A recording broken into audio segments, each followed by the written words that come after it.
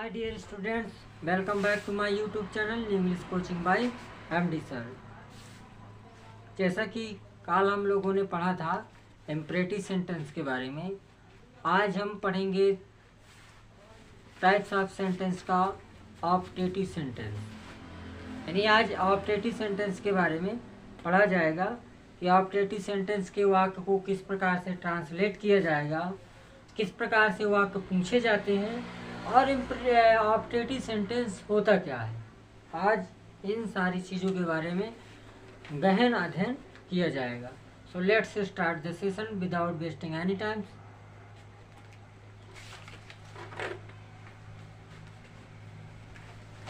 Optative sentence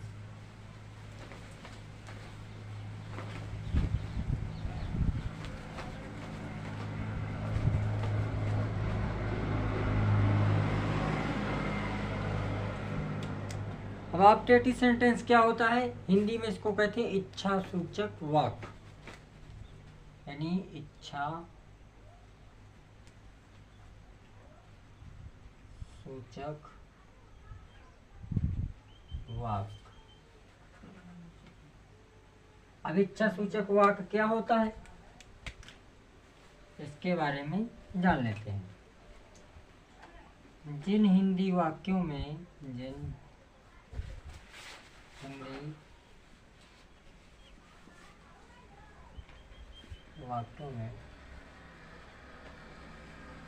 इच्छा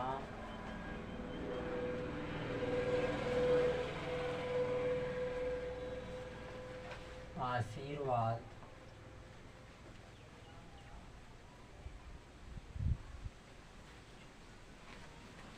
शुभकामनाएं श्राप तथा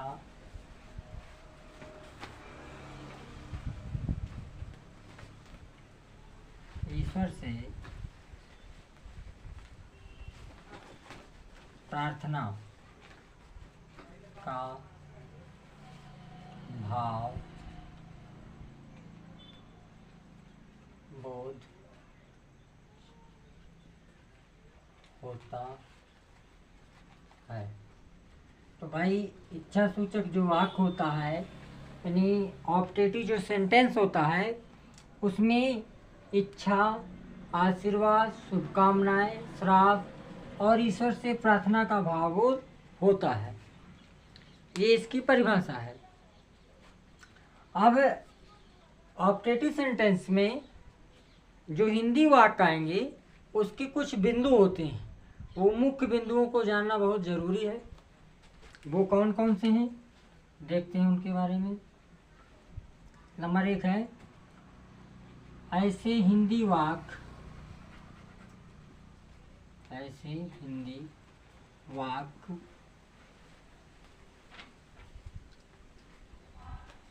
ज़्यादातर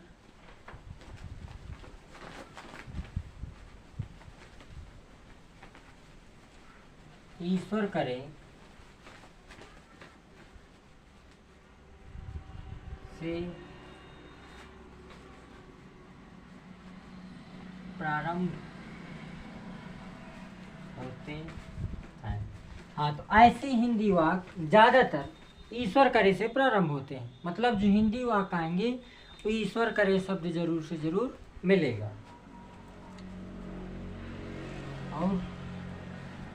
और देखो ऐसे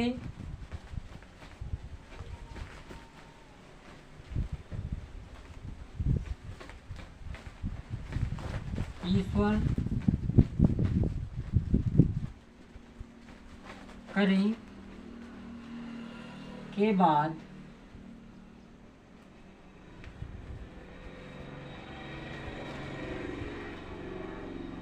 एक्सक्लेमेशन मार्क,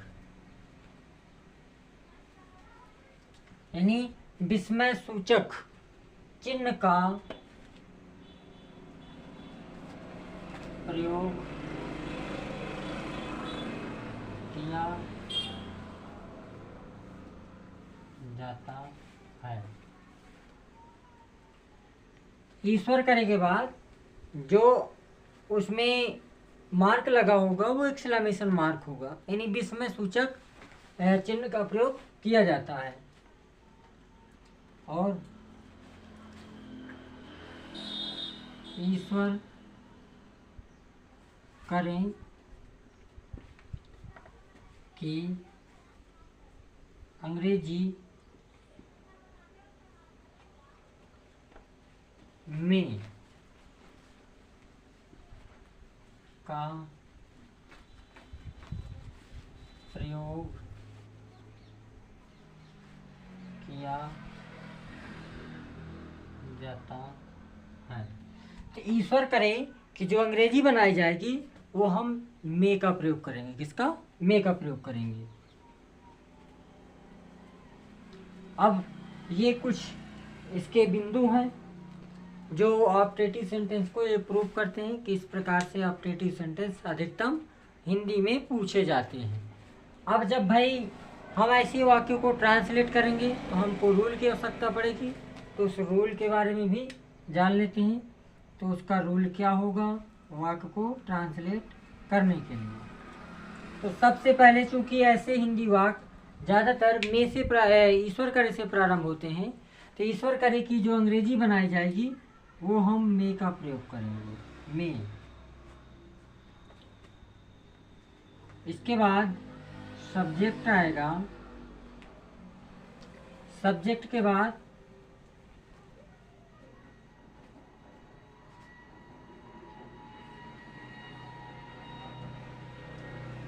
वर्ब आएगी। इसके बाद यदि वाक्य में ऑब्जेक्ट है तो ऑब्जेक्ट आएगा, अदर वर्ड रहेगा, और लास्ट में हम एक्सक्लेमेशन मार्क का प्रयोग जरूर से जरूर करेंगे। हिंदी में जो एक्सक्लेमेशन मार्क यूज होगा वो मे के बाद ईश्वर करे के बाद होगा, लेकिन जब अंग्रेजी में एक्सक्लेमेशन मार्क यूज किया जाएगा वो होगा वाक्य के अंत में, लास्ट में। नोट कर लो। हाँ, तो अब जो है हम एग्जाम्पल की सहायता से समझते हैं। एग्जाम्पल जिसे हम कहते हैं, ईश्वर करे तुम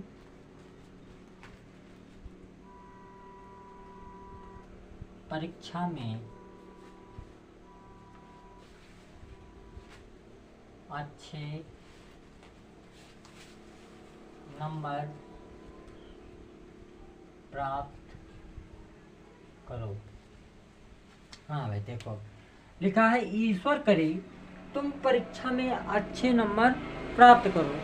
तो भाई देखो, हमने अभी लिखवाया था कि ऑप्टेटिव सेंटेंस क्या होता है, उसके कुछ महत्वपूर्ण बिंदु हैं। हालांकि वाक्य से इच्छा, आशीर्वाद, शुभकामना, अभिवादन का भी भाव बोध होता है और जो है श्राप का भाव बोध होता है। मैंने कुछ पॉइंट भी लिखवाए थे कि ऐसे हिंदी वाक्य ज़्यादातर ईश्वर करे से प्रारंभ होते हैं। ईश्वर करे यहाँ भी लिखा है। ईश्वर करे के बाद हम एक्सक्लेमेशन मार्क का प्रयोग करते हैं, इसमें भी एक्सक्लेमेशन मार्क का प्रयोग है। ईश्वर करे के लिए कि जो अंग्रेजी बनाई जाएगी किसका प्रयोग किया जाएगा? मे का, मे का प्रयोग करेंगे। फिर सब्जेक्ट आएगा, वर्ब आएगी, वर्ब की वो भी फर्स्ट फॉर्म, ऑब्जेक्ट होगा, अदर वर्ड होगा। बनाते हैं। ईश्वर करे के लिए हम किसका प्रयोग करेंगे? मे। इसके बाद सब्जेक्ट कौन है? तुम। यहाँ आशीर्वाद का भाव बोध हो रहा है, मे यू। अब इसके बाद इसकी वर्ब क्या है? प्राप्त करना। क्या है? प्राप्त करना। तो गेट माने प्राप्त करना, अचीव मीन्स प्राप्त करना, गेन मीन्स प्राप्त करना, एक्सेप्ट मीन्स भी प्राप्त करना होता है। तो हम यहाँ लिख देंगे गेट। तो मे यू गेट। अब इसके बाद क्या प्राप्त करना है भाई? अच्छे नंबर। तो लिखेंगे गुड मार्क्स। किसमें? परीक्षा में, इन द एग्जामिनेशन। और लास्ट में लगा देंगे एक्सक्लेमेशन मार्क, जिसे और ईश्वर करे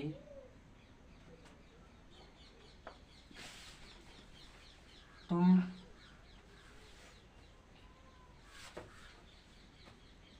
अधिक दिनों तक जीवित रहो,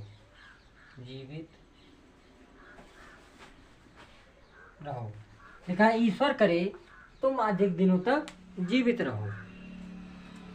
भाई ईश्वर करे तुम अधिक दिनों तक जीवित रहो, यहाँ भी आशीर्वाद हो रहा है। ईश्वर करे के लिए जब हम ट्रांसलेट करेंगे तो पहले मे का प्रयोग किया जाएगा। यू जीवित रहना मतलब लिव, अधिक दिनों तक long, may you live long.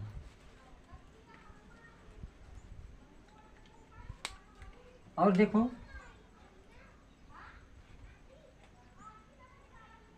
ईश्वर करे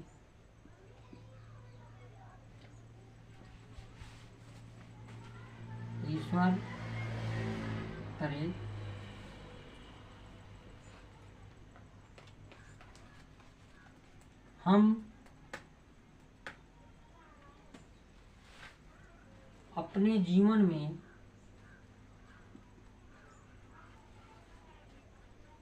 उन्नति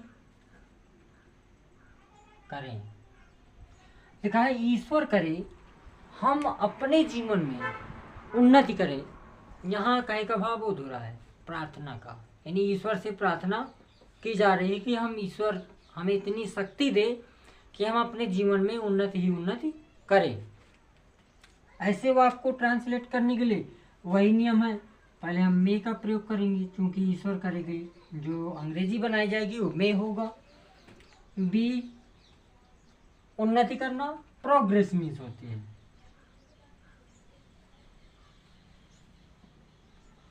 ईश्वर करे हम अपने जीवन में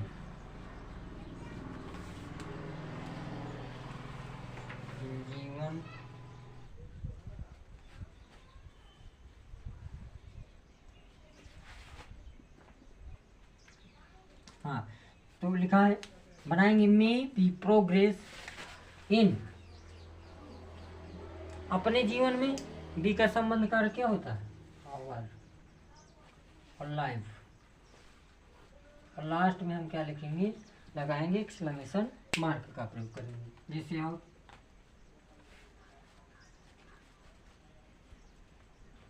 ईश्वर करें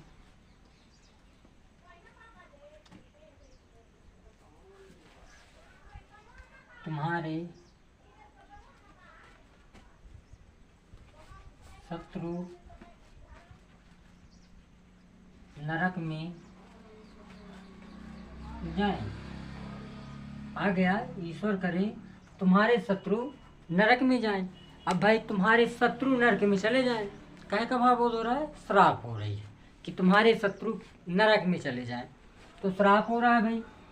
तो जब बनाएंगे में योर, शत्रु का मतलब एनिमी,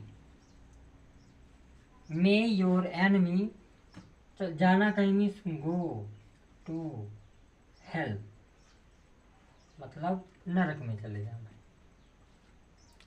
तो may your enemy go to hell, ईश्वर करे तुम्हारे शत्रु नरक में चले जाएं। तो और एग्जाम्पल देखिए, जैसे कह दिया जाए ईश्वर करे वह परीक्षा में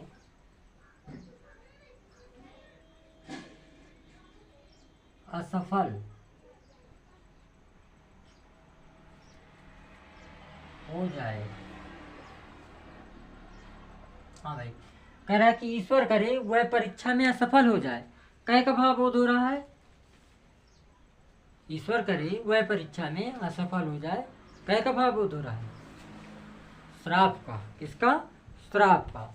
अब भाई श्राप देखो, हमको वाक्य से कहे का भाव बोध हो रहा है, क्या फील हो रहा है, इसके बारे में जानना बहुत जरूरी है। यदि ये चीज हमको नहीं पता चलेगी तो हम ऑपरेटिव सेंटेंस के नरेशन को इनडायरेक्ट में नहीं बदल पाएंगे।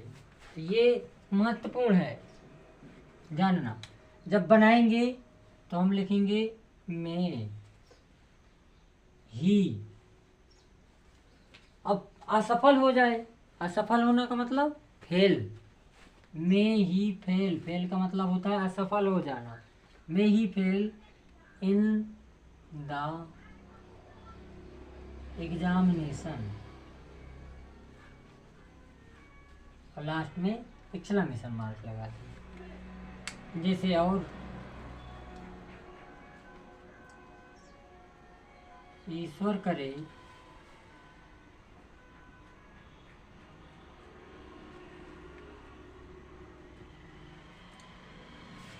तुम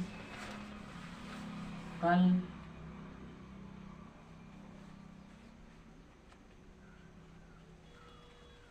गिर जाओ। अब भाई कहे का भाव बोध हो रहा है। ईश्वर करे तुम कल गिर जाओ, कहे का भाव बोध हो रहा है, श्राप ही तो दे रहा है ना, कोस रहा है वो।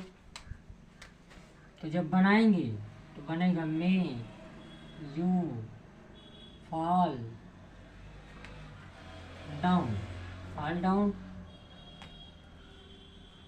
अच्छा कल गिर जाओ यानी यस्टरडे।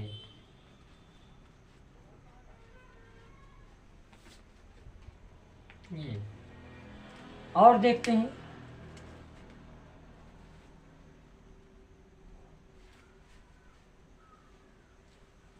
ईश्वर करे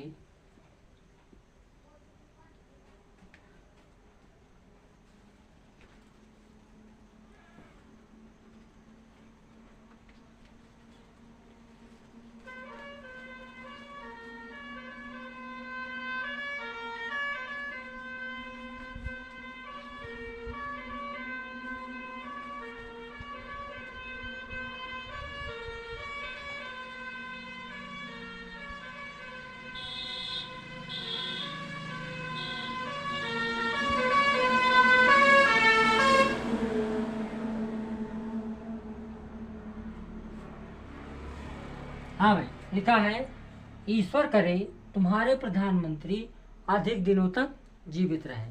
अब भाई कहे का भाव बोध हो रहा है, तुम्हारे प्रधानमंत्री अधिक दिनों तक जीवित रहे। यहाँ क्या किया जा रहा है? आशीर्वाद दिया जा रहा है कि भगवान करे तुम्हारे जो प्रधानमंत्री हैं वो अधिक दिनों तक जीवित रहे। तो भाई जब बनाएंगे तो बनेगा मे योर पीएम, पीएम का मतलब prime minister, your prime minister live long. ये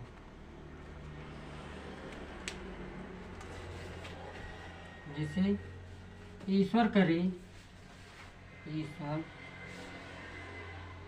करे तुम अधिक धन कमाओ, अधिक धन कमाओ। अब इससे कहे का भाव बोध हो रहा है, ईश्वर करे तुम अधिक धन कमाओ, अधिक धन कमाओ मतलब यहाँ कहे का भाव बोध हो रहा है, आशीर्वाद मिल रहा ना कि तुम आज तुम्हारा कल्याण हो है। तो जब बनाएंगे तो क्या होगा, मे यू। अब इसमें क्रिया क्या है, कमाना। अकाई मीन्स कमाना, अर्न मीन्स EARN, अर्न। अब भाई क्या कमाना है, अधिक पैसा, तो मच वेल्थ। लास्ट में लिख देंगे, मनी भी लिखा जा सकता है, वेल्थ की जगह मनी भी हम लिख सकते हैं। जैसे लास्ट है ईश्वर करे, ईश्वर करे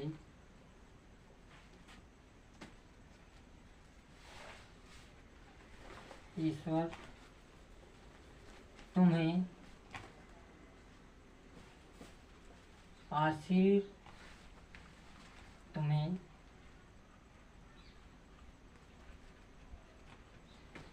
आशीर्वाद